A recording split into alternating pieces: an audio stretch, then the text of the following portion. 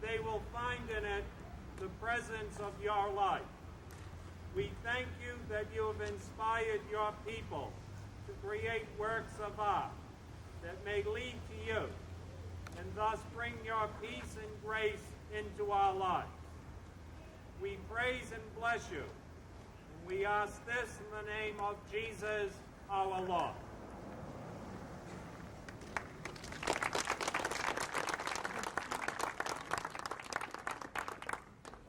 And now I would like to introduce the Honorable Mayor, Michael.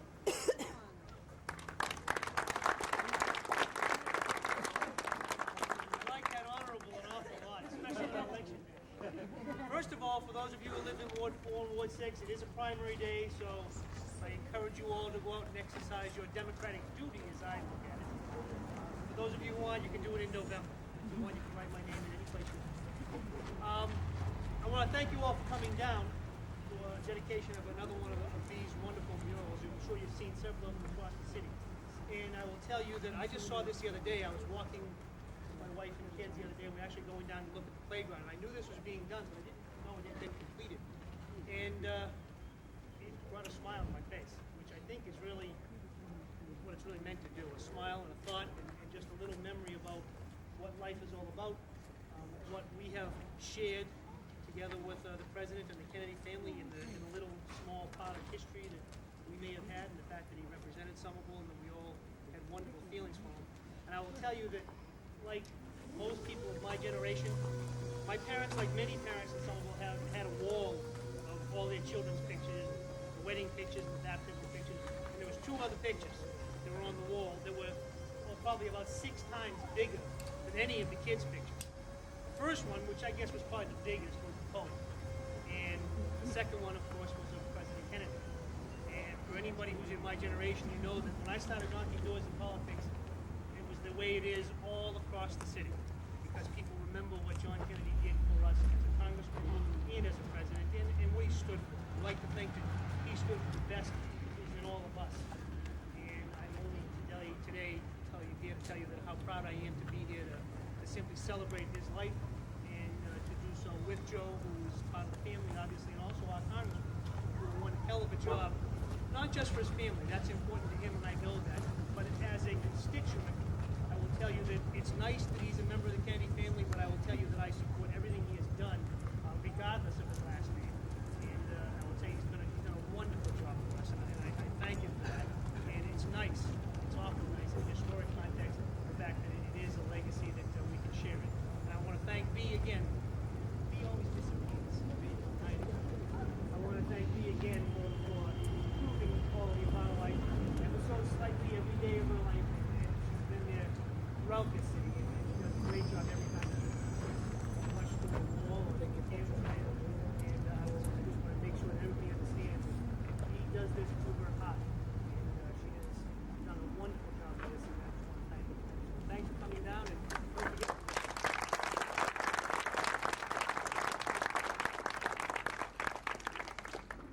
Our next speaker is the esteemed Congressman, our own Joe Kennedy.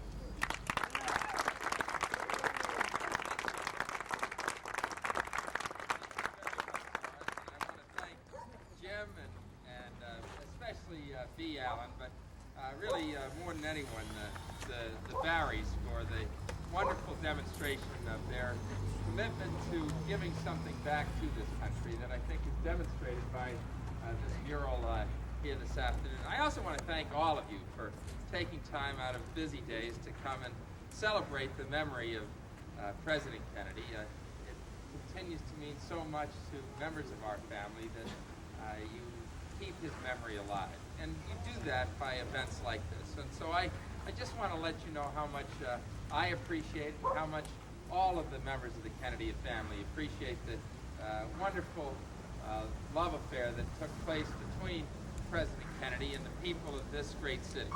There was no city in this country that gave President Kennedy a higher vote total than Somerville, Massachusetts. And thank God you keep that tradition alive today. So I want to thank you.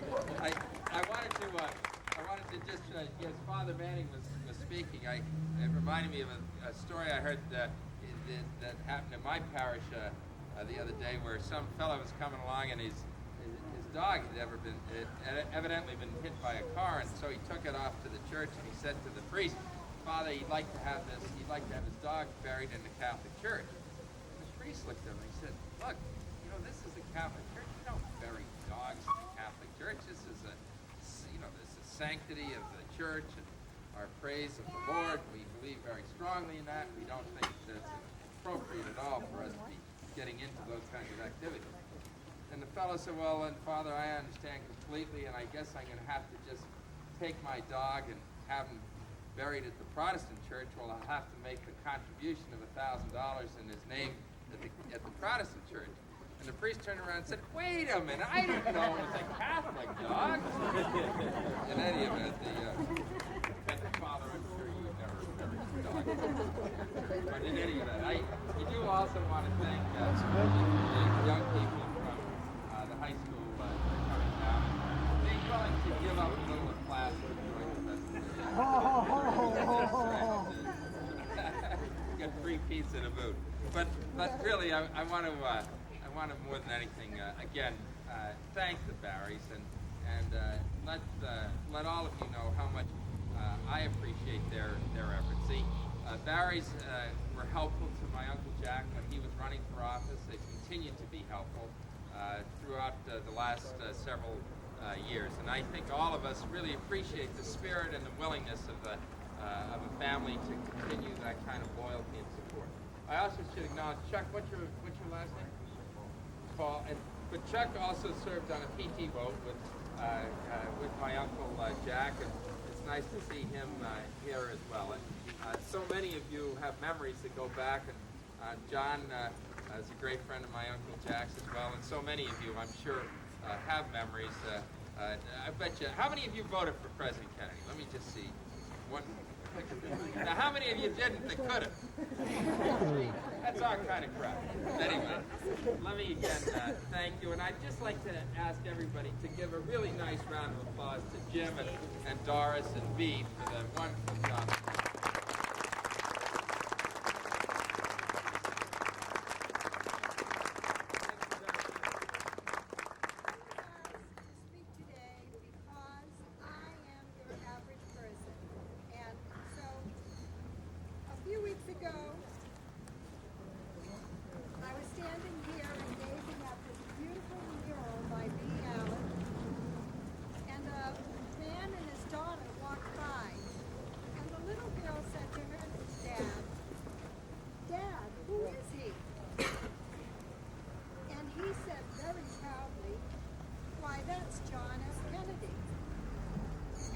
To myself, what would I say to my grandchildren if they asked me that same question? Well, I thought I would put it in story form. Once upon a time, there lived a shining knight. He had a beautiful wife and 2 lovely children. He came from a wealthy family. You might say he was born with a silver spoon in his mouth. But instead of making him insensitive to the needs of others, it was just the opposite. He wanted to do all he could do to help the poor and the oppressed. He believed in equality and justice for all, just like it was written in the Constitution.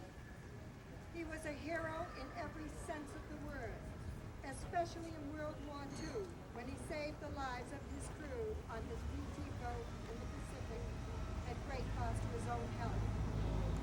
He decided the best way to serve the people would be to run for office. He climbed the political ladder until he came to the highest office in the land, that of the presidency. But there was a snag. He was a Catholic.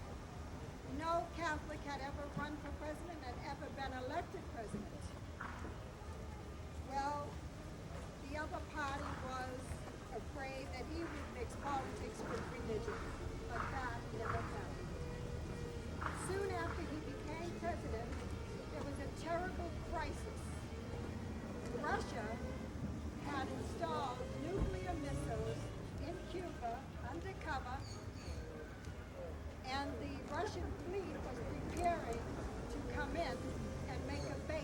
Cuba.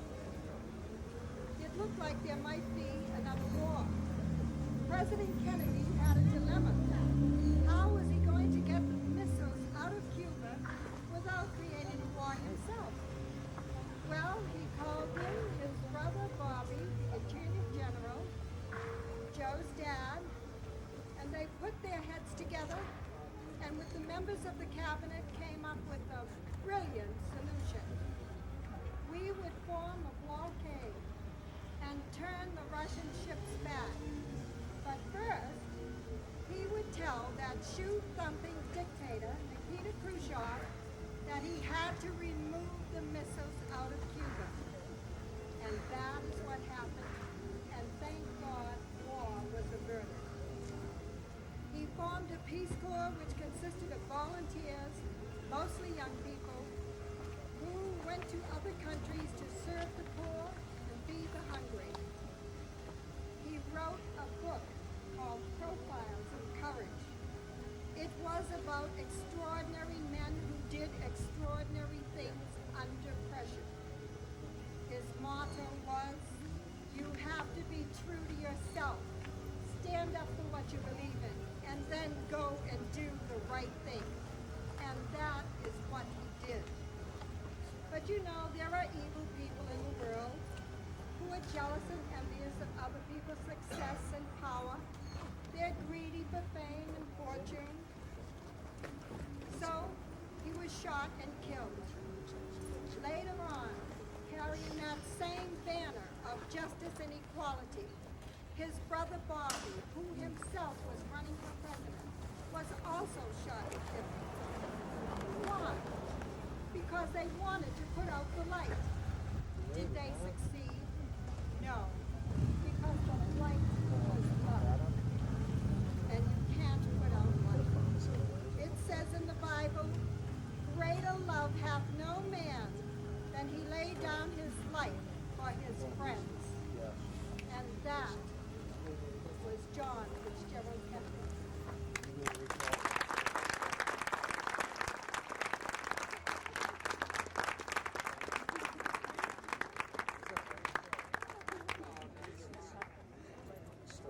Thank you very much. And we have something for V. Allen.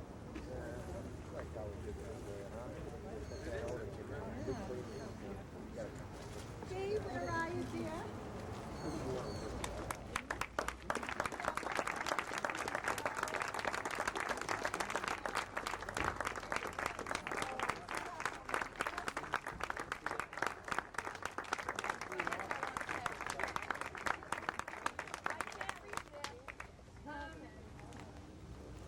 I was listening to wonderful comments by everybody and I was painting. And one woman who drove up is the mother of his partner who owns that building, and I don't know his name yet. And she said there was one thing about him, he wasn't afraid. So I was thinking, what wasn't he afraid of?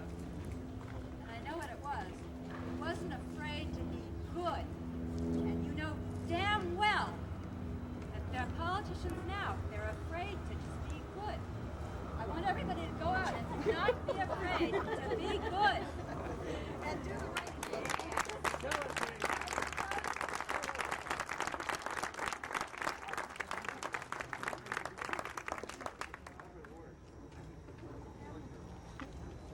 No, well, I just want to say, you know, I've seen a fair amount of paintings of my uncle and other members of my family. Some of them, when you see them, you kind of cringe a little bit.